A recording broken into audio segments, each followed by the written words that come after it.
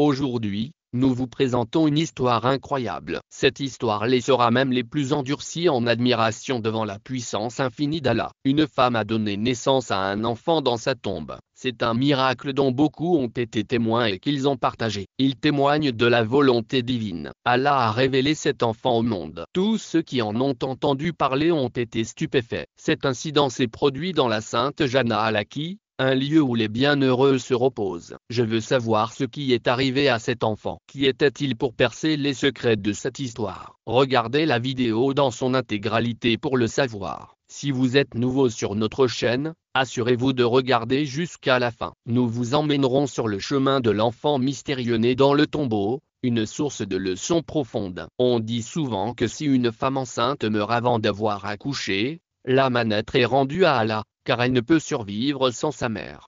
L'histoire nous apprend qu'il en est autrement dans certains cas. Il existe des récits de miracles qui sont tout simplement inexplicables. Un tel miracle s'est produit à l'époque du calife vertueux Umar, qu'Allah soit satisfait de lui. Un jour, Umar, radiyallahu anhu, traversait un village lorsqu'il remarqua un homme et un garçon qui se tenaient ensemble. Ils se ressemblaient comme deux gouttes d'eau. Étonné par leurs traits identiques, Umar s'approcha d'eux et leur posa une question directe. Quelle est l'histoire de votre ressemblance? Quelle est l'histoire qui se cache derrière votre ressemblance? L'homme, un guerrier de profession, répondit avec assurance. Il répondit, je suis un soldat, ô Amir al-Am. Mon devoir est de protéger notre patrie. Lorsque ma femme était enceinte, j'ai été appelé sur le champ de bataille.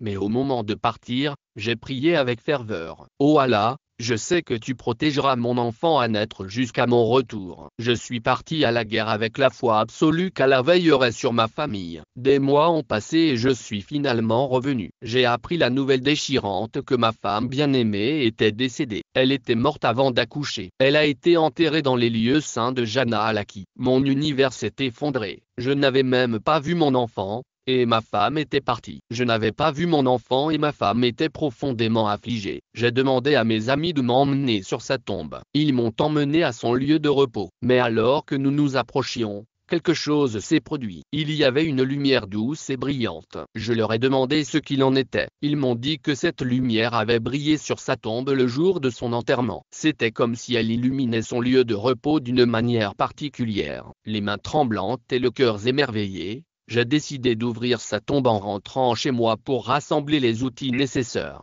Je suis revenu avec les outils nécessaires et j'ai constaté que la tombe s'était ouverte. Sur la terre meuble, j'ai vu un beau bébé. J'ai couru vers lui et je l'ai pris dans mes bras en pleurant doucement. J'ai entendu une voix qui venait de l'invisible. C'est ton fils. En partant au combat, tu savais que tu le confiais à Allah et à ta foi. Vous l'avez placé sous la protection divine. Avez-vous prié pour la sécurité de votre femme? Elle aurait été préservée elle aussi. Lorsque j'ai entendu ces mots, j'ai été impressionné par la miséricorde et la puissance d'Allah. Il avait gardé mon fils en vie dans un endroit aussi inanimé. Les gens qui ont entendu parler de cet événement ont loué la grandeur d'Allah, car lui seul pouvait garder une âme en vie dans un tel tombeau.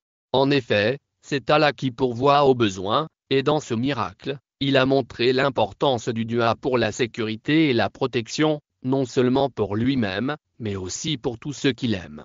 Ce miracle a prouvé que le fait de s'en remettre à Allah apporte des bienfaits inimaginables. Nous devons toujours prier pour la sécurité de nos proches, sachant que seul Allah peut vraiment nous protéger. Un autre incident similaire s'est produit dans un village de l'Inde il y a quelques années. Une femme musulmane enceinte est décédée et a été enterrée après les funérailles. Elle était enceinte de près de 3 mois lorsqu'elle est décédée. Les villageois ont commencé à signaler des cris mystérieux provenant du cimetière. Beaucoup les ont ignorés, mais certains les ont entendus assez clairement pour enquêter. 8 mois ont passé et, un jour, les villageois ont été témoins de quelque chose qu'ils ne pouvaient pas comprendre. Un jeune enfant est sorti de l'une des tombes. Puis il disparaît à l'intérieur, terrifiés. Ils en ont informé le chef du village, qui a immédiatement réuni les anciens et fait appel à un érudit local pour enquêter. À leur grande surprise, ils ont découvert que la tombe avait déjà été creusée. Ils ont trouvé un nourrisson de 8 mois qui tétait le sein de sa mère décédée. Le corps de la mère était sans vie, mais l'enfant était vivant et en bonne santé. s'accrochant à elle pour se nourrir. Les autorités ont été informées et l'enfant a été placé en détention. Les proches de sa mère ont été témoins de ce miracle. Le cimetière a résonné de ce miracle étonnant. Les gens criaient Allah, Akbar, louant Allah et s'émerveillant de la façon dont il avait insufflé la vie dans un corps sans vie. Il ne fait aucun doute que c'est Allah seul qui peut apporter la vie là où il n'y en a apparemment pas. Ces miracles prouvent que la vie et la mort sont entre les mains d'Allah. Nous ne sommes pas maîtres de notre destin. Nous ne choisissons pas de naître, ni de mourir. Dans ce monde, la mort est une fin inévitable. La peur de la mort empêche les gens de vivre dans un but précis et avec foi. La peur vient de l'inconnu. Nous craignons la mort parce que nous ne comprenons pas pleinement ce qui se trouve au-delà. Nous ne devons pas laisser la peur nous consumer. Au contraire, nous devons nous préparer à ce qui vient après cette vie. Cette préparation ne nécessite pas que nous ayons peur de la mort. Elle nous oblige à accepter le but de la vie. Nous devons utiliser notre temps avec sagesse, guidés par la foi, la bonté et des actes sincères. Préparons-nous à la mort par de bonnes actions et souvenons-nous qu'elle n'est qu'une transition. Qu'Allah nous accorde la capacité de nous y préparer par de bonnes actions et nous protège de la négligence de nos devoirs dans cette vie.